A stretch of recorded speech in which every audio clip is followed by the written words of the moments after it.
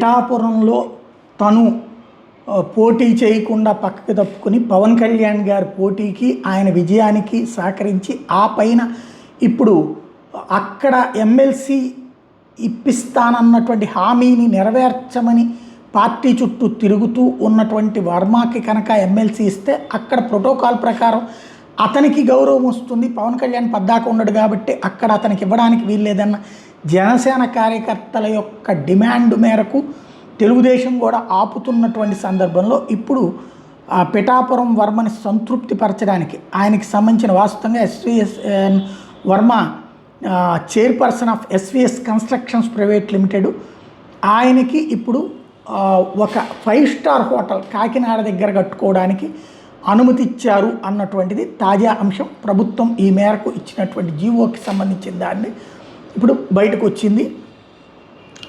ఇందులో allotment of land and grant of incentives to SVS construction messrs SVS construction for development of convention centre five star hotel కాకినాడలో Taj brand కింద, అంటే Taj hotel అక్కడ వస్తుంది, తాజ్ బ్రాండ్తో ఈయన tie up అయ్యి అక్కడ హోటల్ కడతారనమాట. ఇది రాష్ట్ర ప్రభుత్వం అలాట్ చేసింది ఆయనకి అన్నటువంటిది తాజా ఉత్తర్వులతో బయటకు వచ్చింది. ఇందులో ఎస్విఎస్ కన్స్ట్రక్షన్స్ వచ్చేటప్పటికి ఇన్వెస్ట్మెంట్ ప్రపోజల్ సబ్మిట్ చేసి 300 మందికి ప్రత్యక్ష ఉద్యోగాలు ఇస్తామని చెప్పింది కాబట్టి వాళ్ళకి ప్రోత్సాహకాలు ఇస్తున్నట్టు ప్రకటించారు.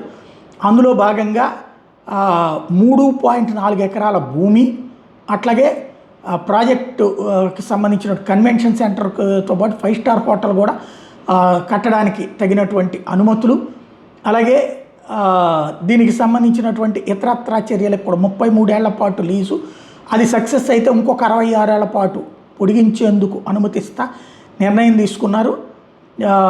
ఇందులో 1% annual gross revenue ADP shall be enhanced by 5% in a block of every 3 years పెంచుకొచ్చేటట్టు, అలాగే 100% HGST 10 ఏళ్ల పాటు లేకుండా నిర్ణయం తీసుకున్నారన్నమాట ఓవరాల్గా.